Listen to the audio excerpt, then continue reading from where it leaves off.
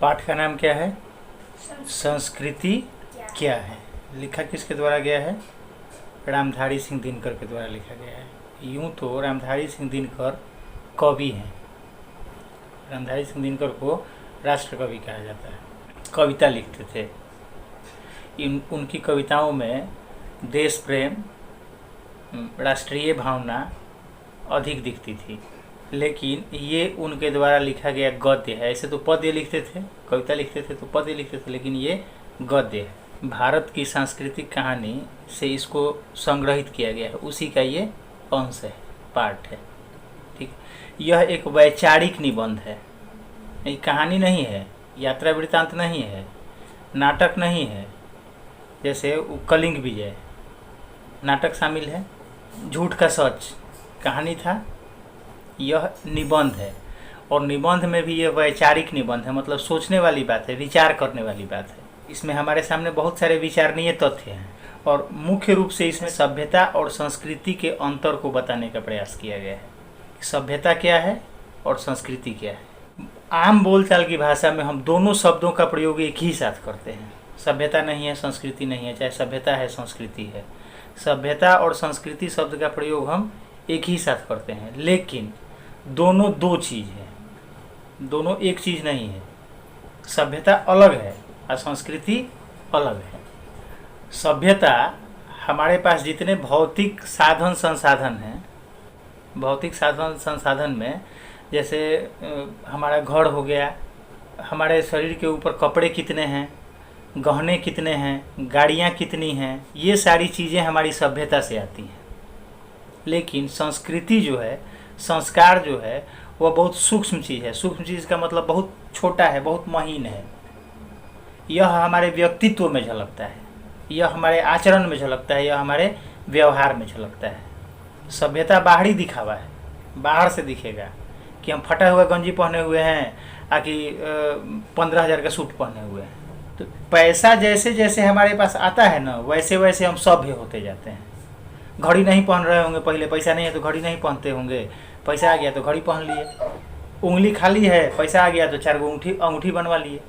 तो जैसे जैसे जैसे जैसे हमारे पास पैसा आएगा, वैसे वैसे हम सभ्य होते जाएंगे। लेकिन संस्कार जो है, वो संस्कार हमको हमारे पूर्वजों से मिलता है, हमारे घर में मिलता है, हमारे परिवार में मिलता है, विरासत में मिलता है, या हम अपने व्यवहार से या हम अपने आचरण से उसको दूसरे जगह से ऑब्जर्व करते हैं। जैसे दरवाजे पर किसी ने डोर बेल बजाया, दरवाज़ा खोल करके तुम बाहर निकले, सामने कोई व्यक्ति खड़ा है, कोई हो सकता है, बच्चा हो सकता है, युवा हो सकता है, कोई वृद्ध हो सकता है। दरवाज़ा खोलते खोलते क्या है, क्या काम है, जब मन करता है तभी बेल बजा देते हैं। तो पापा हैं, नहीं है, जाइए। एक ऐसे भी लोग बोलते हैं, कोई ऐसे भी बोलेगा। दूसरा, दरवाज़ा खोला, कोई हम उम्र है, हाय हेलो किया, कोई अपने से बड़ा है, प्रणाम नमस्ते किया, हाँ जी बोलिए किससे काम है, पापा हैं, नहीं अभी तो नहीं है, आप अपना नाम बता दीजिए, जो काम है वो बता दीजिए, आएंगे तो हम बोल देंगे, पानी वानी पीजिएगा, ऐसे पूछ लिए। तो ये दो चीज़ें जो है ना, ये दोनों चीज़ें हमारे संस्कार से जुड़ती हैं, हमारे संस्कार को बताती हैं कि हमारे अंदर जो हमारा गुण है, हमारा आचरण है, हमारा व्यवहार है, हमारे संस्कार कैसे है, इसको दिखाती है मनुष्य। इस पाठ में हमको यही बताया गया है कि सभ्यता जो है, सभ्यता जैसे जैसे जैसे जैसे हम बुद्धिमान होते गए, जैसे जैसे हमारे पास साधन संसाधन आते गए, वैसे वैसे हमारी सभ्यता में विकास हुआ। उदाहरण दिया गया है कि पहले कभी मनुष्य पेड़ों पर रहता था, बंदरों के जैसा, फिर पहाड़ की गुफाओं में चाहे कंदराओं में रहने लगा। पहले ऐसे ही रहता था, नंगे रहता था, फिर धीरे धीरे पेड़ की छाल से या पत्तियों वगैरह से अपना तन ढकना शुरू किया। फिर झोपड़ी वगैरह बना करके रहना शुरू किया, खेती करना शुरू किया, और आज मल्टी स्टोरी बिल्डिंग दिखता है हमको, अच्छी अच्छी ज्वेलरी दिखती है, महंगे महंगे पोशाक दिखते हैं। तो ये सब धीरे धीरे, मतलब पेड़ की डाल से लेकर के और आज मल्टी स्टोरी बिल्डिंग तक, ये सभ्यता का पार्ट है, ये सभ्यता है। लेकिन हम उसमें रहते कैसे हैं, हम कपड़े कैसे पहनते हैं, मतलब हमारे कपड़े पहनने का रंग ढंग कैसा है, ये सब हमारी संस्कृति का पार्ट है, ये हमको हमारी संस्कृति बताती है। जैसे देखो इसमें लिखा हुआ है कि आदमी ज्यों ज्यों आगे बढ़ा त्यों त्यों वह सभ्य होते गया। यानी जब आदमी खेती करके अनाज उपजाने लगा, घर बनाकर रहने लगा और कपड़े बुनकर उन्हें पहनने लगा, तब वह असभ्यता से निकलकर सभ्यता में आने लगा। धीरे धीरे धीरे धीरे क्या हो गया, हम सभ्य होते गए। लेकिन वही अभी जो तुमको बताए, हम खाना खाते हैं तो कैसे खाते हैं, बनाते हैं तो कैसे बनाते हैं, ये तरीका जो है ना, तरीका क्या है, तरीका हमारा संस्कार है। चावल दाल सब्जी चटनी अचार को सबको एके में गोद करके हाउ हाउ डाल लेते हैं अंदर, नहीं, आके प्रेम से बैठ करके खाते हैं। आराम से भोजन के थाल के आगे हाथ में जल लेकर के पहले भोजन को नमस्कार करते हैं, मंत्र पढ़ते हैं, फिर खाना खाते हैं। तो ये सब क्या है, ये हमारी संस्कृति का पार्ट है। कपड़ा हम पहनते हैं तो कपड़ा हमारे तन ढकने के लिए है, लेकिन सभ्यता क्या है कि पूरा पैसा दीजिए, बाजार से जाकर के फटा हुआ जीन्स खरीद के ले आइए। तो ये आधुनिकता जो है, ठीक है, यही सभ्यता है। आज वही सभ्यता है। फटा हुआ जीन्स पहनना क्या हो गया है, स्टाइल हो गया है। तो ये सभ्यता हो गया। पूरे पैसे लगाइए और आधा कपड़े पहनिए। 100 रुपया दीजिए खाना खाने के लिए, खड़ा होकर के हाथ में लेकर के खाइए। तो ये सभ्यता का पार्ट है। हम लोग पार्टी वगैरह में जाते हैं तो कैसे थरियावा ले करके, या यहाँ से चावल, वहाँ से दाल, वहाँ से सब्जी, वहाँ से पूड़ी मांग मांग के खाते हैं। ये मॉडर्न हो गए हैं। पहले जब वही भोज खिलाया जाता था तो आराम से लोग एक साथ नीचे ज़मीन पर बैठते थे। खाने वाले स्थिर बैठ के खाते थे और चलाने वाले घूम घूम करके पूछ के खिलाते थे। आज क्या है, खिलाने वाला एक जगह खड़ा हो जाता है, नहीं, खाने वाला हाथ में कटोरा लेकर के, थाली लेकर के, प्लेट लेकर के मांग के खाता है। तो यही अंतर है सभ्यता में और संस्कृति में। वही इसमें बताया गया है कि संस्कृति सबसे अलग है। वह मोटर नहीं, मोटर बनाने की कला है, आर्ट है। आर्ट जो कला है वो मकान नहीं, मकान बनाने में रुचि है। अच्छे भोजन का सामान हम सभ्यता के जरिए पैदा करते हैं, लेकिन जिस ढंग से हम भोजन तैयार करते हैं और जिस कला से हम उसे खाते हैं, वह हमारी संस्कृति कहलाती है। हम बनाते कैसे हैं उसको और खाते कैसे हैं उसको, ये हमारी संस्कृति का पार्ट है। एक कहावत है कि सभ्यता वह है जो हमारे पास है, लेकिन संस्कृति वह गुण है जो हम में छिपा हुआ है। संस्कृति, संस्कार हमारे अंदर छिपे हुए हैं। अभी आप देख रहे थे महाभारत, संजय आए जो धृतराष्ट्र के सारथी हैं, युधिष्ठिर ने उनको प्रणाम किया। संजय ने कहा कि इस सूत पुत्र के लिए ऐसे आदर सूचक शब्द की जरूरत नहीं है। तो युधिष्ठिर ने क्या कहा कि आप हमारे ज्येष्ठ पिता जी के सारथी हैं, इसलिए आप हमारे लिए आदरणीय हैं। ये युधिष्ठिर का संस्कार है। अब थोड़ा देर पहले वाले सीन में चलो, जब पांचाल देश का राज पुरोहित गया है हस्तिनापुर की सभा में, तो वहाँ देखे वो दुर्योधन कैसे उस पर चिल्ला रहा है, तुम कह के संबोधित कर रहा है, जबकि वो राज पुरोहित है, आदरणीय है, ब्राह्मण है। इसके बावजूद भी दुर्योधन उनको तुम कह के संबोधित कर रहा है, उन पर चिल्ला रहा है। ये दुर्योधन का संस्कार है। युधिष्ठिर के पास उनका राज्यपाट अभी नहीं है, फिर भी उनके आचरण को देखो। दुर्योधन के पास सभ्यता से जुड़ी सारी वस्तुएं हैं, उसके आचरण को देखो। भीष्म पितामह ने समझाया उसको कि उम्र में और बुद्धि में जो तुमसे बड़ा है उसके साथ ऐसे शब्दों का प्रयोग करना उचित नहीं है। तो ये पितामह का संस्कार है। यही बताया गया है इसमें कि सभ्यता जो है वो ऊपर से दिखता है, झलकता है, दिख जाएगा वो, लेकिन संस्कार क्या है, संस्कार हमारे अंदर छिपी हुई चीज़ है। संस्कृति जो है, संस्कार जो है, वो हमारे अंदर छिपा हुआ चीज़ है। संस्कृति धन नहीं, गुण है। संस्कृति ठाट बाट नहीं, विनय और विनम्रता है। संस्कार या संस्कृति कभी उदंडता सिखाती ही नहीं है। सभ्यता हमको उदंड बना देती है, लेकिन संस्कृति हमको उदंड नहीं बनाती है। आगे इसमें लिखा हुआ है कि सभ्यता वह है जो हमारे पास है, लेकिन संस्कृति वह गुण है जो हम में छिपा हुआ है। यही और विभिन्न उदाहरणों के माध्यम से, जैसे पीछे भी बताया गया कि मकान नहीं, मकान बनाने की कला है। भोजन के सामान नहीं, भोजन बनाने की कला है। भोजन बनाने में रुचि है, उसको खाने का ढंग है। तो अब देखिए, ये संस्कार जो है या संस्कृति, तो संस्कृति जैसा कि पहले बताया हमने कि सभ्यता हमको उदंड बनाती है और संस्कृति हमको विनम्र बनाती है। जब पहली बार सुई का आविष्कार किया गया होगा लोहा से, तो लोहे से सुई इसलिए बनाया गया कि हम फटे हुए कपड़े को सिल करके पहन लेंगे। लेकिन उसी लोहे का उपयोग करके अब तलवार बना दिया गया, चाकू बना दिया गया। और यदि उसी लोहे से हम किसी की हत्या करते हैं, किसी को चोट पहुंचाते हैं, वो तलवार या चाकू जो है वो सभ्यता का अंग हो गया, और सुई धागा जो है वो संस्कृति का अंग हो गया। सुई धागा क्या कहलाएगा? संस्कृति का अंग कहलाएगा। संस्कृति कभी हमको विनाश की तरफ लेकर के नहीं जाएगी। संस्कृति हमको विनाश करने से रोकेगी। सभ्यता ये काम करा सकती है। जितने मिसाइल बने हुए हैं, जितने हथियार बने हुए हैं, सब सभ्यता का पार्ट है। लेकिन कहीं ना कहीं संस्कार ही है कि रोकता है उनके उपयोग से, कि उनका प्रयोग मत कीजिए। जिस दिन वो संस्कार हट जाएगा ना, उस दिन दुनिया क्या होगी? इतना ना विकास हो गया है, इतनी तरक्की हो गई है कि विनाश होने में 1 मिनट का टाइम नहीं लगेगा, तुरंत सब खत्म। तो जितनी तेजी से सभ्यता बढ़ी है ना, उसके 10 गुना तेजी से क्या हो जाएगा? इसका नाश भी हो जाएगा। अब आदमी के भीतर 6 विकार बताए गए हैं। विकार का मतलब दोष। इंसान है तो उसमें होगा ही होगा। कोई भी इंसान ये नहीं कह सकता है कि हम में अवगुण नहीं है।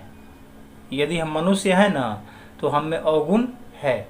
और 6 दोष मुख्य रूप से पाए जाते हैं मनुष्यों में। उन दोषों के नाम है काम, क्रोध, लोभ, मद, मोह और मत्सर। फिर से सुन लो, काम, क्रोध, लोभ, मद, मोह और मत्सर, ये 6 विकार हैं। और हमारी संस्कृति हमको ये कहती है कि हम अपने आप से इनको निकालें, इनको दूर करें। हम लालची नहीं बने, हम ईर्ष्यालु नहीं बने, लोभी नहीं बने, हम लालची नहीं बने। संस्कृति क्या कहती है? संस्कृति हमको इनको हटाने के लिए कहती है। असभ्यता हमको इसमें उलझा करके रखती है। कैसे हम कितने और अधिक अमीर बन जाएं। दूसरा कोई तरक्की कर रहा है तो उसको देख करके हमको जलन होती है। कहा जाता है कि इंसान आज के ज़माने में अपने दुख से कम दुखी है, दूसरे के सुख से ज़्यादा दुखी है। सभ्यता हमको ये कहती है कि जितना अपना ज़मीन है सबको पकड़ करके इंच इंच में अपना घर बना लीजिए, दीवार जोड़ लीजिए, और सड़क का नाला है उसमें सीढ़ी बना दीजिए, छज्जा निकाल दीजिए। लेकिन संस्कृति हमको यह कहती है कि नहीं, घर के आगे कुछ जगह होना चाहिए। ये सभ्यता है कि घर के अंदर आएंगे तो ड्राइंग रूम को खूब बढ़िया सजा करके रखे हुए हैं। लेकिन घर के अंदर आए हैं कैसे? तो अपने दरवाजे के आगे इतना पानी, कचरा नाला का पानी हेल करके आए हैं, उसमें से घुस के आए हैं। समझ गए? यही अंतर है सभ्यता और संस्कृति में। ये जो विकार हैं वो किसके दिए हुए हैं? प्रकृति के दिए हुए हैं। मनुष्य हैं तो हमारे अंदर ये दुर्गुण हैं। लेकिन ये विकार अगर बेरोक छोड़ दिए जाए तो आदमी इतना गिर जाएगा कि उसमें और जानवर में कोई भेद ही नहीं रह जाएगा। बिना लगाम का घोड़ा है, इस पर लगाम नहीं लगाइएगा ना, तो ये इतना अधिक इंसान को गिरा देगा कि इंसान में या जानवर में कोई भेद ही नहीं रह जाएगा।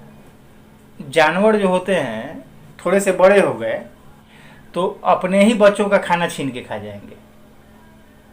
2 कुत्ते आपस में लड़ते हैं, हो सकता है कि दोनों बाप बेटे हो, चाहे माँ बेटी हो, चाहे माँ बेटे हो, रोटी के लिए झगड़ते हैं। तो ये जानवर करते हैं, मनुष्य नहीं करता है। मनुष्य कितना ही बड़ा हो जाएगा तो पहले अपने बाल बच्चों को खिला के सोचता है कि खाएं। इनके ऊपर लगाम लगाना है। किनके ऊपर? ये जो दुर्गुण है, ये जो दोष है हमारे अंदर, इनके ऊपर हमको लगाम लगा करके रखना होता है। संस्कृति क्या करती है? संस्कृति यही कमुआ करती है। संस्कृति इनको आगे नहीं पनपने देती है। इसलिए आदमी इन विकारों पर रोक लगाता है और कोशिश करता है कि उसमें विकारों को बढ़ना नहीं, घटना चाहिए। गुस्से ज़्यादा नहीं, कम होना चाहिए। और लोभ, मोह, मद, मत्सर को भी एक हद में रहना चाहिए। इन दुर्गुणों पर जो आदमी जितना ज़्यादा काबू कर पाता है उसकी संस्कृति उतनी ही ऊंची समझी जाती है। धृतराष्ट्र ने कितना विश्वास से कहा है संजय से कि तुम जाओ, युधिष्ठिर ने क्रोध को जीत लिया है। तुमको पहले भी उदाहरण देकर के बताए कि ये एक युधिष्ठिर की संस्कृति है, चाहे उसका संस्कार है, दूसरा दुर्योधन की संस्कृति है, उसका संस्कार है। संस्कृति क्या करती है? हमारे दोषों को कम करती है, हमारे अवगुणों को हमसे दूर भगाती है। एक चीज़ और इस पाठ में बताया गया कि आखिर हमारे अंदर संस्कार आएंगे कहाँ से? संस्कार भी हमारे अंदर यदि आएंगे तो कहाँ से आएंगे? तो इसके लिए है कि या तो वो हमको विरासत में मिलता है, मतलब हम अपने घर में जो देख रहे हैं, हमारे पूर्वजों में जो बातें थी, हम फिलहाल अपने घर में जो देखते हैं, हमारे संस्कार वैसे होंगे। लेकिन यदि हम चाहें तो अच्छे संस्कार बाहर से भी ले सकते हैं। ऑब्जर्व तो कर ही सकते हैं ना कि किसी का व्यवहार अच्छा है तो उसको देख करके हम अपना व्यवहार अच्छा तो बना ही सकते हैं ना। तो अब ये हमारे ऊपर है कि समाज में भले लोग भी हैं, बुरे लोग भी हैं, अच्छे लोग भी हैं, खराब लोग भी हैं, चोर भी हैं, ईमानदार भी हैं। तो हमको इस चीज़ को समझ करके कि नहीं, हमारे संस्कार अच्छे होने चाहिए, हम अच्छाई की तरफ अपना झुकाव करेंगे और अच्छाई की तरफ झुकेंगे, अच्छाई ऑब्जर्व करेंगे, हमारी संस्कृति क्या होगी? धीरे धीरे धीरे धीरे ठीक होती जाएगी। इस पाठ में हमको ये बताया गया है कि हमारे यहाँ की जो संस्कृति है, भारतीय संस्कृति, इसमें 4 बार बदलाव हुआ। देखो होता क्या है ना कि एक ही ट्रैक पर चलते चलते हम उबने लगते हैं, तो बदलाव जरूरी होता है। कैसे टीवी पर प्रोग्राम बदल बदल के देखता है, कभी न्यूज़ देख लिया, कभी सिनेमा देख लिया, कभी कार्टून देख लिया, कभी वो कौन लगाता है, हाँ, तो कभी उसको देख लिया, धार्मिक सीरियल वगैरह जैसे रामायण महाभारत, इसको देख लिया। लेकिन अब एक ही तरीके का प्रोग्राम यदि टीवी पर आए तो उबाहट महसूस होने लगेगी ना। तो वैसे ही हमारी संस्कृति भी पुरानी हो जाती है, इसमें भी बदलाव होना चाहिए। कुछ चापलूस या चाटुकार लोग क्या करते हैं कि संस्कृति के नाम पर बेमतलब की भी कुछ बातें जोड़ देते हैं। जैसे अभी वो कौन कहानी बता रहा था, तोला वाला पूछ रहा था ना, कि तोला शेर पूछ रहा था ना, क्या नाम है उस कहानी का? प्रायश्चित। हाँ, तो क्या है उसमें कि प्रायश्चित के नाम पर एगो पाखंड जोड़ दिया गया। इतना सोना, इतना चांदी, इतना चावल, इतना तिल, इतना दाल, इतना तेल, पाखंड जोड़ दिया गया। पश्चाताप करना संस्कृति है। हमसे यदि कोई गलती हो गई तो उसका पछतावा हमको होना चाहिए, उसका पछतावा हमको करना है। लेकिन अब पछतावा के नाम पर ये ढकोसला जो उसमें डाल दिया गया जबरदस्ती, तो ये होता क्या है कि इसमें जब ये ढकोसला आने लगता है ना, तो इसमें बदलाव जरूरी हो जाता है, इसको बदल देना जरूरी हो जाता है। तो हमारे यहाँ इसमें बताया है लेखक ने कि ये 4 बार हुआ। असल में भारतीय संस्कृति में बसंत ऋतु बड़े पैमाने पर 4 बार आया है, और इन 4 मौकों पर हमारी फुलवाड़ी में जो लहलहाहट पैदा हुई, जो फूल खिले, वे हमारी संस्कृति को आज भी ताज़ा बनाए हुए हैं। 4 बार आया। 4 बार कब कब आया? तो इन 4 अध्यायों में पहला अध्याय वह है जब आर्य इस देश में आए और द्रविड़ जाति से मिलकर उन्होंने उस संस्कृति की नींव डाली जिसे हम हिंदू अथवा भारतीय संस्कृति कहते हैं। द्रविड़ लोग पहले हमारे यहाँ रहते थे हिंदुस्तान में, आर्य कहीं बाहर से आए। आर्य लोग आ करके जब द्रविड़ जाति से मिले तो द्रविड़ जाति के लोगों का कुछ अपना संस्कार था, कुछ अपनी संस्कृति थी। आर्य जब आए तो वो अपना लेकर के आए, ठीक है। तो दोनों संस्कृतियों का क्या हुआ? आपस में मिलन हुआ, दोनों संस्कृतियों का आपस में मिलन हुआ, तो एक नई ताजगी आई। अरे आर्य कुछ हम द्रविड़ से सीखे और द्रविड़ कुछ आर्य से सीखे, फिर दोनों की संस्कृति मिली जुली हो गई, नहीं तो एक ताजगी आ गई। दूसरा अध्याय वह है जबकि यह संस्कृति कुछ पुरानी हो गई और उसके खिलाफ महात्मा बुद्ध और महावीर ने विद्रोह किया, जिसके फलस्वरूप बहुत सी रूढ़ियाँ दूर हुई और यह संस्कृति एक बार फिर से नवीन हो गई। अब वही देखो, आर्य और द्रविड़ की जो संस्कृति थी, हिंदू संस्कृति, सनातन संस्कृति, इसमें धीरे धीरे धीरे धीरे कुछ ढकोसला जोड़ दिया गया अपने फायदे के लिए। वही जो विकार इधर बताया गया है ना, काम, क्रोध, लोभ, मद, मोह, मत्सर, तो कुछ लोग ऐसे हुए जो इसमें ऐड करते गए, जैसे छुआछूत आ गया, ऊंच नीच का भेदभाव आ गया, अमीरी गरीबी, जाति प्रथा, इन सारे चीज़ों को के खिलाफ महात्मा बुद्ध और भगवान महावीर ने विद्रोह किया। विद्रोह किया कहने का मतलब है कि छुआछूत क्या है? आप किसी पर अत्याचार क्यों करोगे अमीर गरीब मान करके, सब एक जैसे हैं। तो ये इस संस्कृति में फिर से एक बार ताजगी आई। फिर बताया गया है कि तीसरा अध्याय वह है जब इस देश में मुसलमान आए और हिंदू धर्म का इस्लाम से संबंध हुआ। जब मुसलमान लोग आए इस देश में तो उनकी अपनी संस्कृति थी, उनके अपने संस्कार थे, उनके अपने कल्चर थे। हिंदुओं की अपनी संस्कृति थी, अपने संस्कार थे, अपने कल्चर थे। जोधा अकबर सीरियल में देखे हो, हिंदू जो है वो मुसलमान का आदर करें, मुसलमान जो है वो हिंदुओं का आदर करें। दोनों ने एक दूसरे से कुछ सीखा, कुछ जाना, एक दूसरे को समझा। तो फिर से एक बार इसमें ताजगी आई। और चौथा अध्याय वह है जब भारत की मिट्टी पर हिंदुत्व और इस्लाम दोनों का संबंध ईसाई धर्म और यूरोप के विज्ञान और बुद्धिवाद से हुआ। यूरोप वाले आए हमारे यहाँ, मतलब हिंदू हो गए, मुसलमान हो गए, ईसाई भी जब आए तो फिर उनकी संस्कृति, उनके संस्कार, उनके कल्चर, हमारी संस्कृति, हमारे संस्कार, हमारे कल्चर, ये मिलकर के 4 बार इसमें नवीनता आई। कब कब? पहली बार तब जब आर्य इस देश में आए, द्रविड़ जाति से मिले, द्रविड़ लोगों से मिले। दूसरी बार कब? जब इसमें रूढ़ियाँ बहुत सारी आ गईं इस हिंदू संस्कृति में, तो महात्मा बुद्ध और महावीर ने जो विरोध किया इन रूढ़ियों के खिलाफ, अंधविश्वासों के खिलाफ, तो फिर से एक बार ताज़ा हुआ। तीसरी बार कब? जब यहाँ मुसलमान आए। और चौथी बार कब? जब यूरोपीय लोग आए यहाँ, ईसाई आए, तब। तो इस तरीके से हमारी संस्कृति जो है, भारतीय संस्कृति, ठीक है, इसमें 4 बातें मिलती हैं। आर्यों की बातें भी हमको मिलेंगी, बुद्ध का, महावीर का परिवर्तन भी हमको दिखेगा, कि मुसलमानों की बातें भी दिखेंगी, और आधुनिकता की बातें भी दिखेगी। मतलब हमारी संस्कृति में सब कुछ है। इसीलिए भारतीय संस्कृति को आज भी दुनिया की सबसे श्रेष्ठ संस्कृति कहा जाता है। यहाँ की जो संस्कृति है वो सबसे श्रेष्ठ मानी जाती है। यही है इस पाठ में कि सभ्यता अलग है, संस्कार अलग है। सभ्यता हमको आगे बढ़ाती है, नो डाउट, विकास तो हम उसी के बल पर करते हैं, लेकिन सभ्यता जो है वो विकास के साथ साथ विनाश के मार्ग भी तैयार करती है। लेकिन संस्कृति विनाश को रोकती है। विकास उसका भले धीरे धीरे होगा, लेकिन विनाश को बढ़ावा नहीं देती है संस्कृति। तो इसलिए हमको चाहिए कि हम सभ्य बने, लेकिन हमें अपना संस्कार भी नहीं भूलना होगा, हमें अपनी संस्कृति भी नहीं भूलनी होगी।